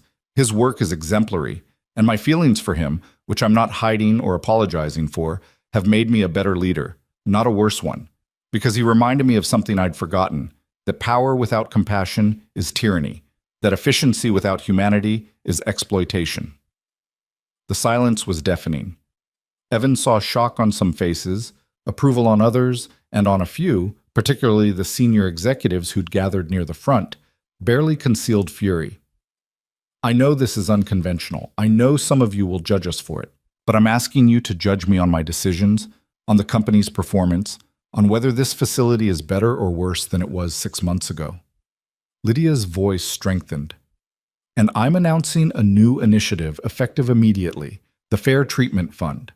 5% of executive bonuses will be redirected to support single parents in our workforce, subsidized childcare, flexible scheduling, emergency financial assistance, because people like Evan Brooks deserve better than having to work 2 jobs to make ends meet. The crowd erupted in murmurs, some approving, some skeptical. Evan stood frozen, overwhelmed by what Lydia had just done, publicly claiming their relationship, defending him to the entire company, using her position to help people like him. She found his eyes across the crowd and smiled, small but genuine, and Evan understood the message. We're in this together, whatever comes next. What came next was swift and brutal. By the end of the day, 3 board members had submitted formal complaints about Lydia's conduct. Hastings leaked the story to the business press, and by evening, articles were appearing with headlines like CEOs. Romance raises questions about corporate governance, and Dixon Manufacturing Board split over leaders' personal life. Evan's phone rang constantly. Reporters wanting comments, workers offering support or condemnation in equal measure, and one particularly nasty call from an unknown number suggesting he was a gold digger who'd manipulated his way into Lydia's bed and her bank account. He blocked the number and tried not to let it get to him, but the poison of it lingered. Marcus came home from school quiet, and when Evan asked what was wrong, his son's answer made his blood run cold. Tommy Chen's dad said you're dating Miss Monroe because she's rich. He said you're using her for money. Marcus's voice was small, hurt. That's not true, right, Dad? You love her because she's nice, not because she has money. Evan pulled his son into a fierce hug. That's absolutely not true. I love Lydia because she's kind and smart and she makes me laugh. The money has nothing to do with it. Tommy's dad doesn't know what he's talking about. Then why did he say it? Because sometimes people say cruel things when they don't understand a situation. When they're looking for simple explanations for complicated feelings. Evan pulled back, making sure Marcus could see his face. But you know the truth. You've seen us together. You know how we are with each other. That's what's real, not what strangers say. Marcus nodded, but the hurt lingered in his eyes, and Evan added it to the list of damages this situation was causing. Marcus being exposed to ugliness he shouldn't have to understand at 7 years old. That night, after Marcus was asleep, Lydia called, her voice raw from hours of meetings. The board is forcing the vote next week. No confidence in my leadership. If it passes, I'm out. She paused. Hastings offered me a deal. If I resign voluntarily and end our relationship, he'll make the investigation into you disappear. Clean record, no damage to your reputation. Evan's hand tightened on the phone. You're not seriously considering that? Of course I am. Not the ending our relationship part, that's non-negotiable. But if my resignation protects you and Marcus from this ugliness, if it means you can keep working without harassment, no. Evan's voice was firm. You're not falling on your sword for me. We fight this together or not at all. Evan, they're going after Marcus now. I heard about what Tommy's dad said. This is affecting your son. I won't let him be collateral damage in my corporate battle. Marcus is tough. He's been through worse. And he believes in us, Lydia. He believes in what we have. I'm not teaching him that we give up when things get hard. I'm teaching him that we stand up for what's right, even when it costs us something. Even if it costs you your job, your reputation, your son's peace of mind. Even then, Evan's voice softened. Because the alternative is teaching him that powerful people always win, that people like us don't get to choose happiness if it inconveniences the people at the top. I won't teach him that. I can't. Lydia was crying, soft sounds that she tried to muffle. How did I get so lucky? Finding you, I mean, when I'd given up on anything good. Same way I got lucky finding you. We were both in the right place at the wrong time, and we chose to see each other instead of looking away.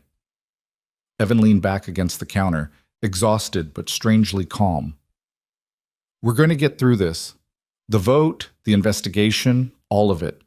And when we come out the other side, we're going to build something better.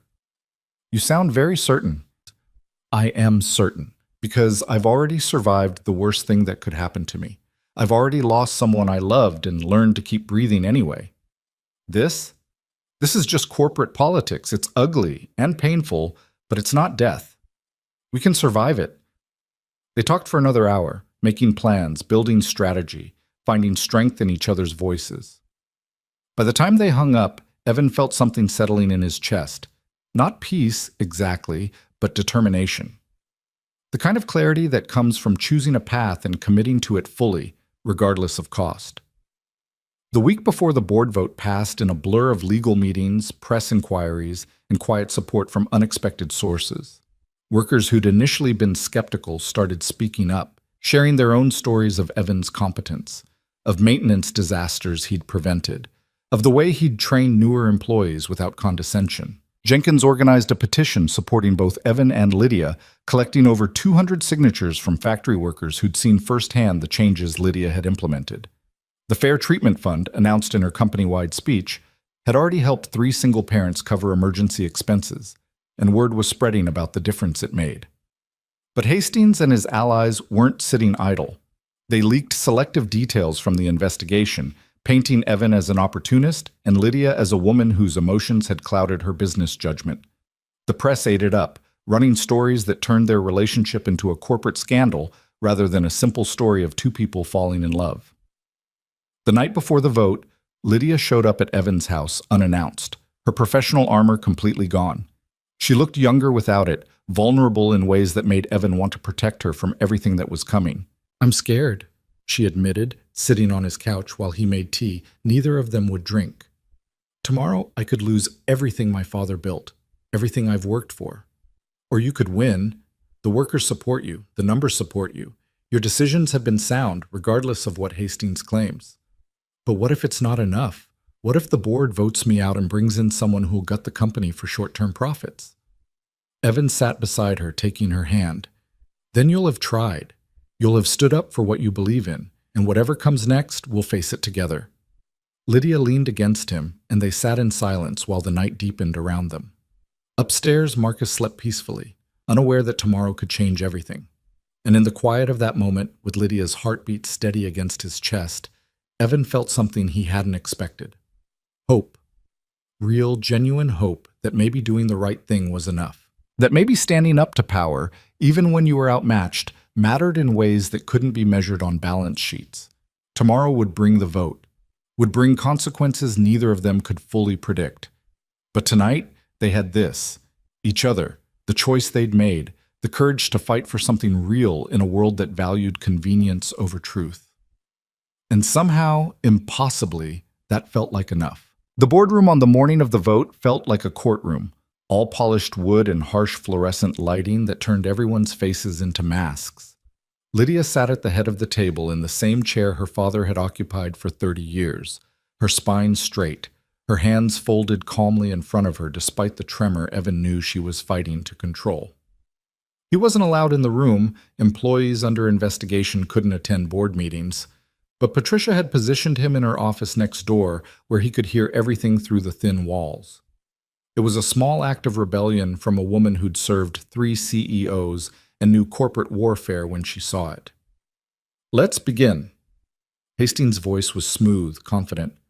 "We're here to vote on a motion of no confidence in Lydia Monroe's leadership of Dixon Manufacturing.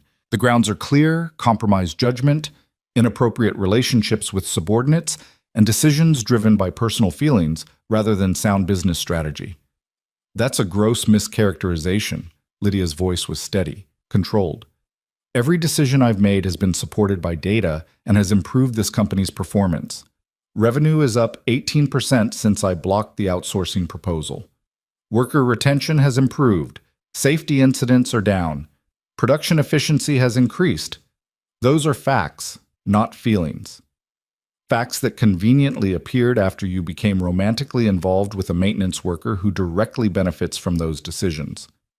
Hastings shuffled papers, the sound carrying clearly through the wall. "The appearance of impropriety is almost as damaging as actual impropriety." "Then let's talk about actual impropriety." A new voice, one Evan didn't recognize. Margaret Chen, the board member who'd stayed conspicuously silent throughout the controversy. "I've spent the past week reviewing the allegations against Mr. Brooks and Miss Monroe. Would you like to know what I found?" The silence that followed suggested Hastings would very much not like to know. "I found that every single anonymous complaint came from the same IP address, an address that traces back to a computer in Richard Hastings' office." Margaret's voice was sharp, precise. "I found emails between Mr. Hastings and 3 board members discussing strategies to undermine Miss Monroe's authority, dated 2 weeks before she ever met Evan Brooks. And I found financial records showing that Mr. Hastings has been negotiating with a private equity firm to acquire Dixon Manufacturing at a significant discount, contingent on removing current leadership." The explosion of voices was immediate and chaotic. Through the wall, Evan heard accusations flying, Hastings' protests, other board members demanding explanations. He sat frozen in Patricia's chair, trying to process what he'd just heard. The allegations had been fabricated. All of it. The anonymous complaints, the investigation, the harassment, manufactured by Hastings to remove Lydia and sell the company her father had built. "That's preposterous," Hastings started, but Margaret cut him off. "I have documentation, emails, financial statements, witness testimony from employees you approached to file false complaints. Would you like me to share them with the full board? Or should we perhaps involve law enforcement, since conspiracy and fraud are criminal matters?" The silence that followed was deafening. Lydia's voice, when it came, was ice cold. "Richard, you're fired, effective immediately. Security will escort you from the building. And if you ever attempt to set foot in this company again, I'll have you arrested for trespassing." "You can't. The board has to approve." "The board just watched you orchestrate a coup using fabricated evidence. I don't think they'll object." Lydia paused. "And Richard, the private equity deal you were negotiating? I'm notifying them about the fraud. I doubt they'll want to work with someone facing criminal charges." The sound of a chair scraping back, footsteps, muffled protests growing distant as security presumably did their job. Then Lydia again, addressing the remaining board members. "I'm withdrawing my earlier request for a vote of confidence. Instead, I'm requesting that this board approve a full restructuring of our corporate governance. No more closed-door deals, no more decisions made without worker input, no more treating human beings like line items on a balance sheet." Her voice strengthened. "My father built this company on the principle that people matter more than profits. We're going back to that principle, starting now. Anyone who can't support that vision is welcome to resign." Through the wall, Evan heard murmured agreement, the shuffle of papers, the mechanics of corporate business proceeding without the drama that had dominated the past weeks. He sat in Patricia's office feeling hollowed out, the tension he'd been carrying finally releasing all at once. Patricia appeared in the doorway, her expression unreadable. "She's asking for you?" Evan stood on shaky legs and walked into the boardroom where Lydia sat surrounded by documents and board members who were studiously avoiding eye contact. She looked up when he entered, and the relief in her expression nearly undid him. "It's over," she said simply. "All of it. The investigation, the allegations, everything. Hastings fabricated it all." "I heard." Evan wanted to cross the room, to hold her, but the presence of 6 board members made him hesitate. "Are you okay?" "I will be." Lydia stood, addressing the board without looking away from Evan. "Gentlemen, if you'll excuse me, I have something more important to attend to than paperwork." She walked out of the boardroom with Evan beside her, down the elevator to the factory floor where workers were gathered in clusters, clearly aware that something significant was happening. Lydia didn't hesitate. She walked directly to the center of the floor and raised her voice. "The investigation is over. The allegations were false, fabricated by someone trying to damage this company and everyone in it. Evan Brooks is cleared of all charges. The board has my full confidence, and I have yours, I hope." The cheer that went up was spontaneous and genuine. Workers crowded around, shaking Evan's hand, clapping Lydia on the shoulder, the formal distance between CEO and workforce dissolving in shared relief. Jenkins pushed through the crowd, grinning. "Told you she was worth fighting for." "Yeah, you did." Evan found Lydia's hand, squeezed it gently. "You all did."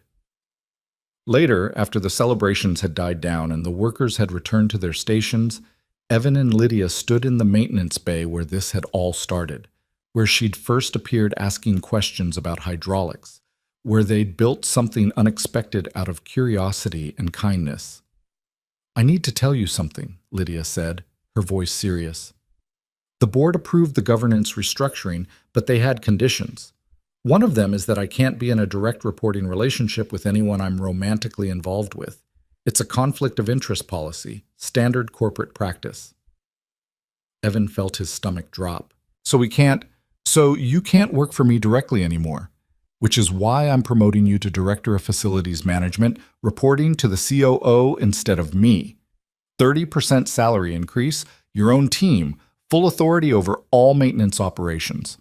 Lydia smiled at his shocked expression. "You've been doing the job anyway. Might as well have the title and compensation that goes with it." I'm not qualified to. You're more qualified than anyone else in this building. You know the equipment, you know the people, and you've been training half the maintenance staff informally for years. Say yes, Evan." "Yes." The word came out breathless, overwhelmed. "Yes, absolutely yes." She kissed him then, right there in the maintenance bay with its grease-stained floors and fluorescent lights, and Evan kissed her back without caring who might see. They'd fought for this, for the right to be together without shame, for the recognition that love and professional competence weren't mutually exclusive, for the simple dignity of choosing each other despite every obstacle. The rest of the day passed in a blur of paperwork and logistics. Evan's promotion was announced company-wide. The investigation was formally closed. Hastings' office was cleaned out, and the private equity deal was publicly terminated with a statement about Dixon Manufacturing's commitment to independence. By the time Evan picked up Marcus from school, the news had already reached the after-school care center. Mrs. Chen greeted him with a hug and tears in her eyes. "I never doubted you. Not for a second. And I told Tommy's father exactly what I thought of his gossip," she smiled. "He's been properly chastised, I assure you." Marcus was quieter than usual on the drive home, processing something Evan couldn't quite read. Finally, as they pulled into the driveway, he spoke. "Dad, are you and Miss Monroe going to get married?" The question caught Evan completely off guard. We haven't talked about that." "Why do you ask?" "Because you love each other. And when people love each other, they get married. That's what happened with you and Mom." Marcus unbuckled his seatbelt, turning to look at Evan directly. "I think you should marry her. She makes you happy. And she's nice to me. That's all that matters, right?" Evan pulled his son into a hug, overwhelmed by the simple wisdom of 7-year-old logic. "You're right, buddy. That is all that matters. But marriage is complicated. We need time to figure things out." "Okay. But when you do ask her, I think you should do it somewhere special. Not just at our house. Mom would want it to be special." The mention of Sarah should have hurt, but instead it felt like permission, like his late wife giving her blessing from wherever she was, trusting Evan to build a new life without forgetting what they'd had together. That evening, Lydia came over with Thai food and an expression Evan recognized as carefully controlled nervousness. Marcus greeted her with his usual enthusiasm, launching immediately into a story about the class fossil project, and they ate together like they had dozens of times before. Like a family, Evan thought, and the word didn't scare him the way it might have months ago. After Marcus went to bed, Evan and Lydia sat on the back porch in the cool evening air, watching stars emerge in the darkening sky. "I got a job offer today," Evan said quietly, "from Morrison's competitor. They heard about the promotion, about my work at Dixon. They're offering 40% more than my new salary, full benefits, signing bonus." Lydia went very still beside him. "Are you going to take it?" "No, I'm staying at Dixon, building something with the team, implementing the changes you've been planning, creating the kind of workplace my son can be proud of." Evan turned to face her. "But I wanted you to know I had the choice, that I'm choosing this, choosing you, because it's what I want, not because I'm trapped or desperate." "I never thought you were trapped." Lydia's voice was soft. "But thank you for telling me, for being honest about the choice. There's something else." Evan reached into his pocket, pulling out a small velvet box he'd bought during lunch break, using money he probably should have saved but couldn't bring himself to care about. "Marcus asked me today if we were going to get married, and I realized I didn't know the answer, so I'm asking. Not because I think we need to rush, not because of corporate policies or board approval or any of that, but because I love you, because I want to build a life with you, because when I imagine the future, you're in it." He opened the box, revealing a simple silver ring with a small diamond that had cost more than Evan was comfortable spending, but less than Lydia deserved. "It's not fancy," he continued. "I'm not fancy. I'm a maintenance worker who lives in a rental house with a 7-year-old and a truck that's held together by hope and determination. But I'm asking anyway, because Marcus is right. When people love each other, they should be together. So, Lydia Monroe, will you marry me?" Lydia was crying, tears streaming down her face in a way that should have been alarming, but somehow wasn't. "Yes, yes, absolutely yes." "And Evan? I don't want fancy, I want real. I want this, you and Marcus and dinners in your kitchen and learning to cook and all of it. That's worth more than any corporate title or executive salary." He slipped the ring onto her finger and it fit perfectly, which felt like the kind of small miracle that had defined their entire relationship. They sat on the porch holding hands, the engagement ring catching starlight, and Evan felt something settle in his chest that he hadn't felt since Sarah died. The sense that the future held possibility instead of just obligation. The next morning, Lydia announced their engagement at the company-wide meeting, and if anyone had objections, they kept them to themselves. The workers who'd supported them through the investigation cheered. Jenkins whistled. Even the board members who'd been skeptical seemed resigned to the reality that their CEO had chosen happiness over convenience. But the real celebration happened that weekend, in Evan's backyard with Marcus and Mrs. Chen and Jake from Morrison's, and the neighbors who'd watched Evan struggle through single parenthood and were genuinely thrilled to see him happy again. "Your mom would have liked her," Mrs. Chen told Marcus, watching Lydia attempt to flip burgers on the grill with Evan's patient guidance. "She would have approved of someone who makes your dad laugh like that." Marcus nodded seriously. "I know, I talk to Mom sometimes. In my head. I think she's happy we found Miss Monroe. I think she sent her to us." The simple faith of it made Evan's throat tight. He didn't know if he believed in that kind of cosmic intervention, but he believed in the importance of Marcus feeling connected to his mother, of understanding that loving Lydia didn't mean forgetting Sarah. 6 months later, they married in a small ceremony at the courthouse, with Marcus as the ring bearer and Patricia as the witness. Lydia wore a simple white dress, Evan wore the only suit he owned, and Marcus wore a bow tie he'd insisted on picking out himself. There were no corporate politics, no board meetings, no investigations. Just 3 people choosing to become a family. The photographer they'd hired, a worker from Dixon's marketing department who'd volunteered her services, captured the moment Lydia officially became Marcus's stepmother, the way he hugged her tight and whispered, "I love you," without any of the hesitation that had marked their early interactions.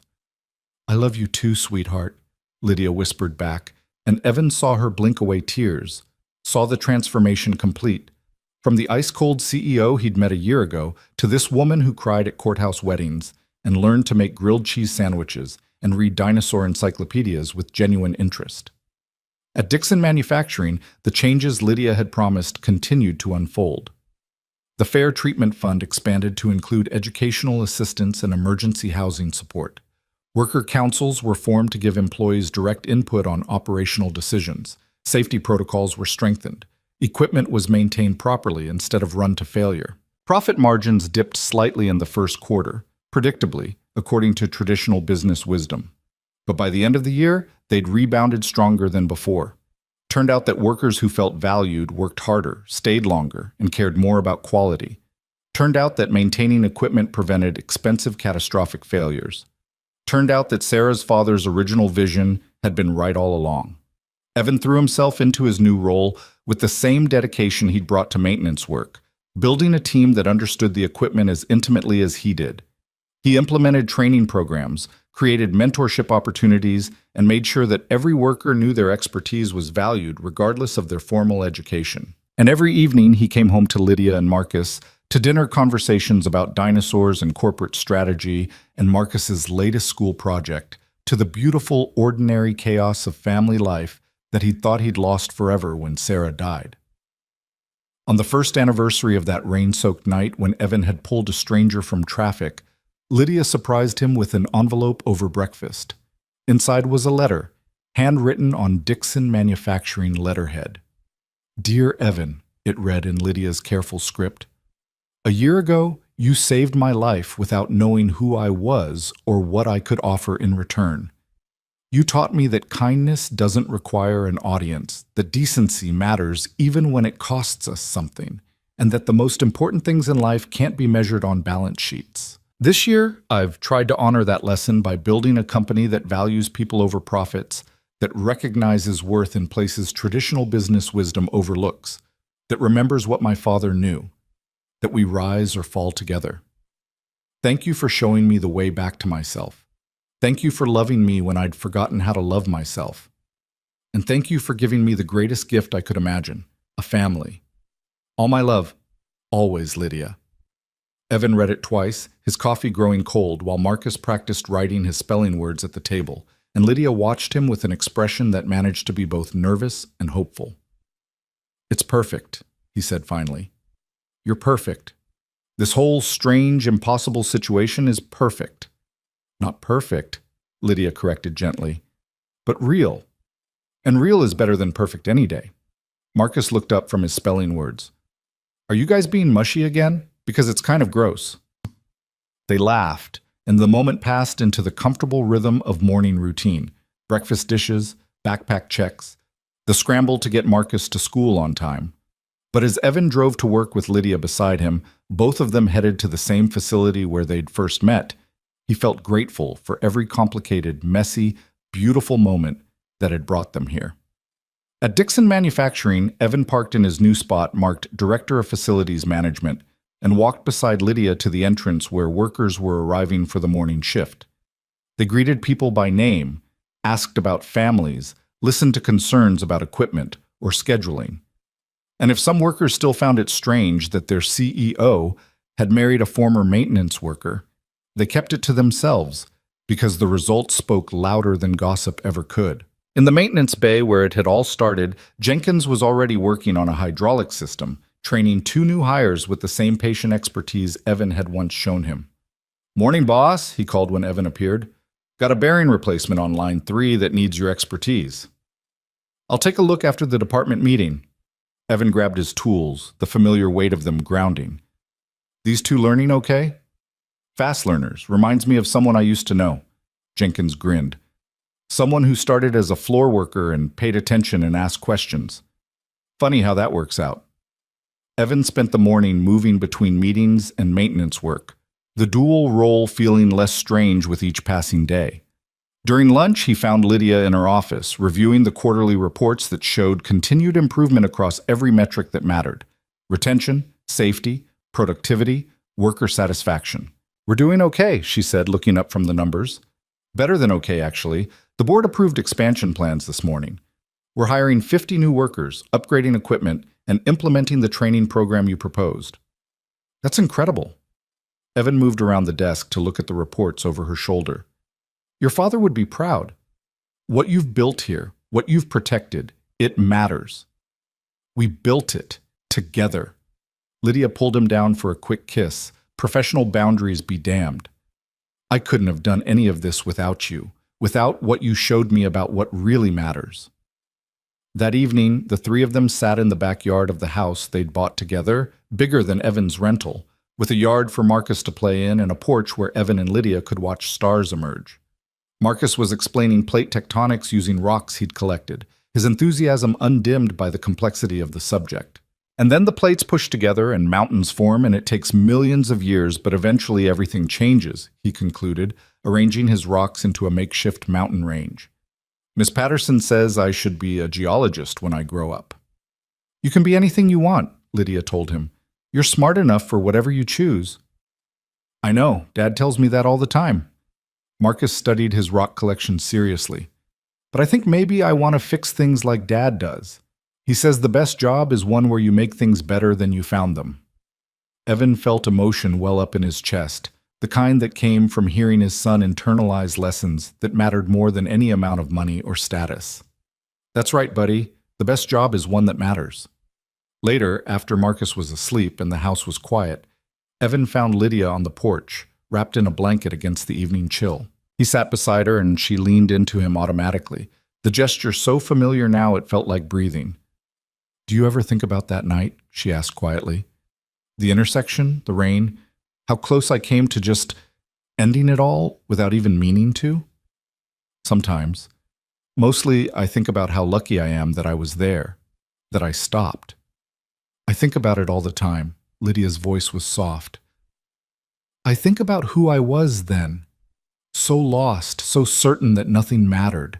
And then I think about who I am now, and it's like two different people. Like you pulled me out of more than just traffic. You pulled me back into my own life. You did the hard work yourself. I just gave you a reason to try. You gave me more than that. You gave me a family, a purpose, a reason to wake up every morning and try to be better than I was yesterday. She turned to face him, her eyes bright in the porch light. I know we don't talk about it much, but I need you to know you saved my life in every way that matters. And I'm grateful every single day that you chose to stop that night instead of driving past. Evan pulled her close, feeling the steady beat of her heart against his chest, and thought about all the choices that had brought them here. The choice to help a stranger. The choice to trust in kindness even when it seemed naive. The choice to fight for what mattered instead of accepting what was convenient.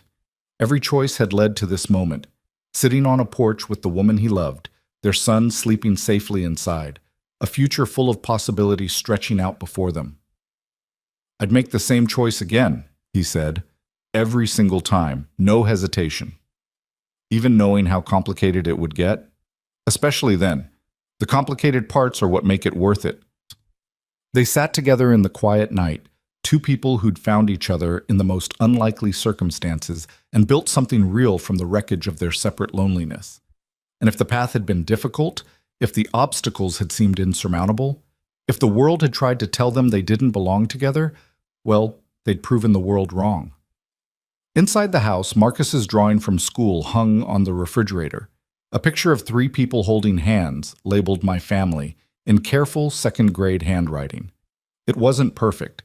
The proportions were off, the colors didn't quite match reality, and Marcus had given Lydia dinosaur earrings she didn't actually own. But it was real. It was theirs. And in the end, that was all that mattered. That they'd chosen each other, fought for each other, and built something that honored both the past and the future.